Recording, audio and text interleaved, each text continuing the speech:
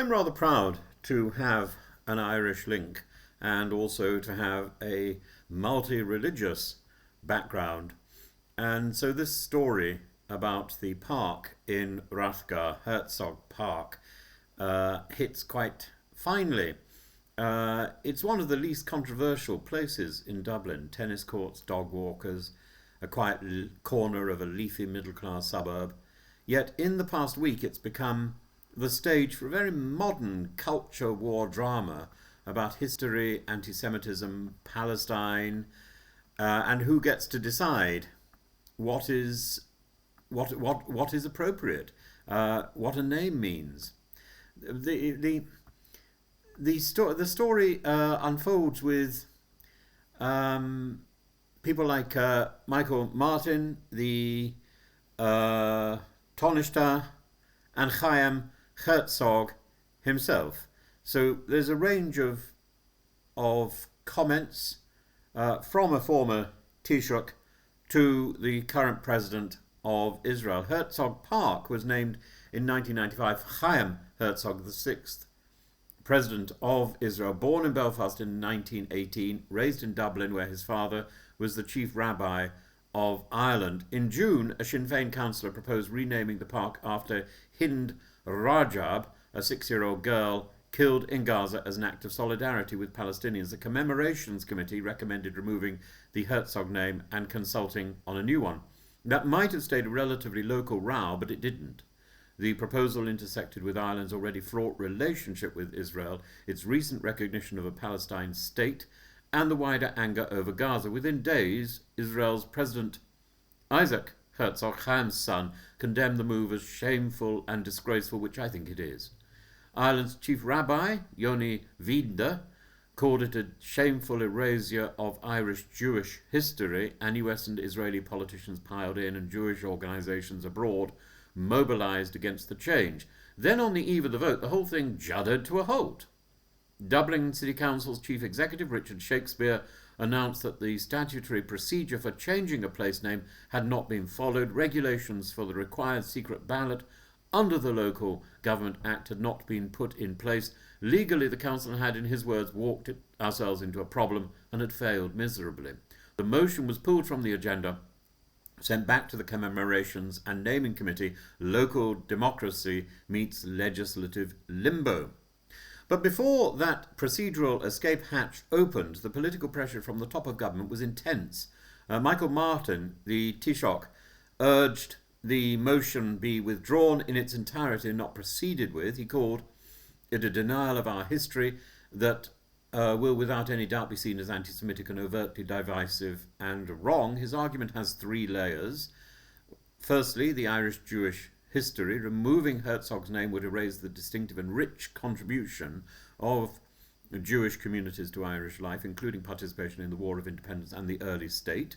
Two, it signals to a minority at a moment of rising anti-Semitism, targeting one of the very few Jewish names on Dublin's map. That sends a chilling message to a tiny and already anxious community. And thirdly, it's a category error. Whatever one's views of Gaza, rewriting the name of an Irish-Jewish President's Park as a proxy protest against current Israeli policy is, or is in his view, the wrong tool for the job. I entirely agree. The Taoiseach, the Deputy Prime Minister, Simon Harris, struck a similar note.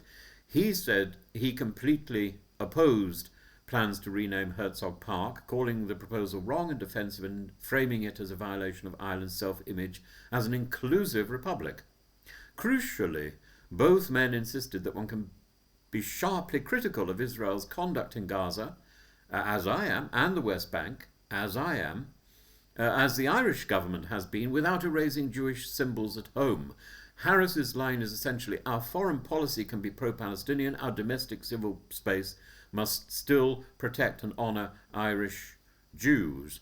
And councillors on the left saw this as heavy-handed. Some Labour and people before profit figures described the Taoiseach and the Taoiseach's interventions as overreach and an intrusion into a reserved local function, but in practical terms, once the head of government and the deputy had branded the move divisive and likely to be seen as anti-Semitic, the political cost of pressing ahead rose sharply.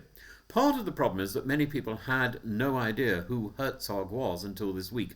He was born in Belfast in 1918. He grew up in Dublin's little Jerusalem around the South Circular Road, where his father, Yitzhak Halevi Herzog, was chief rabbi of Ireland and a supporter of Irish independence. He went to Wesley College, played cricket and rugby, and spoke fondly of Dublin all his life. In 1935, he left for mandatory Palestine, joined the Haganah, and served in the British Army's intelligence corps, helping liberate Nazi camps and interrogating senior Nazis after the war. After 1948, there were three distinct careers that he followed. One, he became head of Israeli military intelligence and later military governor of the West Bank and East Jerusalem after 1967. Critics of the park name this point in this period, see him implicated in occupation, ethnic cleansing in Jerusalem, and the architecture of Israeli control over Palestinians. His second role was as a diplomat and advocate. As Israel's ambassador to the UN, he delivered the famous speech denouncing Resolution 3379, which declared Zionism is racism, and theatrically tore up the text, a set piece now anthologized in collections of 20th century speeches. And from 1983 to 1993, he served as Israel's sixth president, making historic visits to Germany, Spain, and back to Ireland. In Dublin, he opened the Jewish Museum, he revisited Wesley, and was celebrated as a prodigal Irish son who'd become a world figure. The park in Rathgar was named after him in 1995, precisely to honour that Irish-Jewish link. It sits near Stratford College, the Jewish School, and Herzog House, home of the Jewish Representative Council of Ireland. For Dublin's Jewish community, it's not just a plaque, it's an anchor, a quiet acknowledgement that they are a part of the city's story. Pro-Palestinian activists see a different biography. They stress that Herzog was Haganah, the Haganah, the intelligence chief, a military governor of occupied territory, a man who reduced the sentences of members of a Jewish underground group who killed Palestinian civilians in Hebron. For them, a park carrying his name in 2025 after Gaza is intolerable. Both portraits are selective, both sincere. And the question about whether or not this is about a park or about Palestine, therefore, is the honest answer is it's about both. On one level, you have a very particular local issue, whether Dublin should keep, change or contextualise a name chosen in 1995 after consultation with the small Jewish community for a president who embodied a bond between Irish nationalism and Jewish nationalism. On another level, Herzog Park has become a symbolic battlefield for Ireland's position on Gaza. Renaming it Hind Rajab Park or Free Palestine Park would have been read globally as a municipal censure of Israel at the very moment when Ireland has already recognised Palestinian statehood and Israel has shuttered its embassy in Dublin. Martin and Harris were effectively saying, if you want to criticise Israeli policy, do it directly. Do not do it by taking one of the few visible markers of Jewish life in Dublin and pulling it down, because however carefully you draft the motion, that is how it will feel to Jewish neighbours whose parents and grandparents fought for the Irish state and thought they had found a refuge in Ireland. There's also a basic democratic question. What weight should be given to the wishes of local residents in Rathgar, many of whom complained that there had been almost no consultation at all before this proposal was put forward?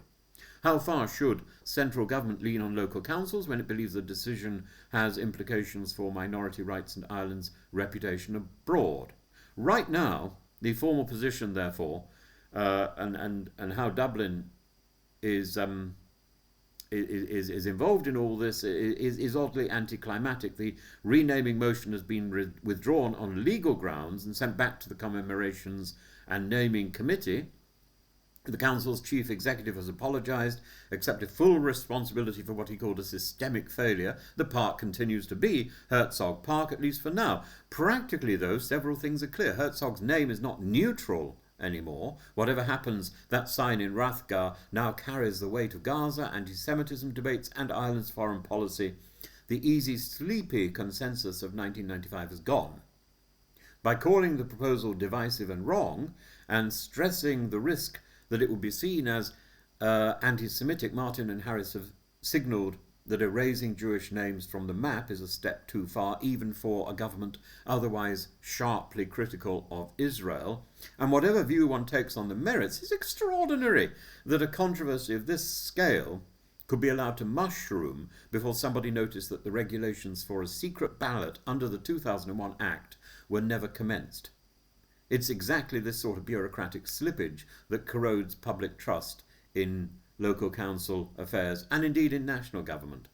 For many Jewish Dubliners, the speed with which an Irish Jewish figure could be targeted and the casual way in which wider anti-Semitic feeling could be stirred will have been deeply unsettling. If I may for a moment be prescriptive, a more intellectually honest route would be to keep the Herzog name, but to add a prominent interpretive plaque that tells the full story, including his role in Zionism, the Nakba, the occupation, the controversies, alongside his liberation of camps and his Irish roots. Then create an additional public space that honours Palestinian lives lost and the cause of Palestinian self-determination, instead of just overwriting a Jewish name in one of the few Jewish neighbourhoods in the country. That would align with Martin's and Harris's insistence that sympathy for Palestinians and recognition of Irish Jewish heritage are not mutually exclusive. Herzog Park has become an uncomfortable mirror. It shows Dublin that history is not tidy, that names are battlegrounds, and that solidarity, if pursued crudely, can end up bruising the very minorities who once thought of Ireland as a rare, safe harbour.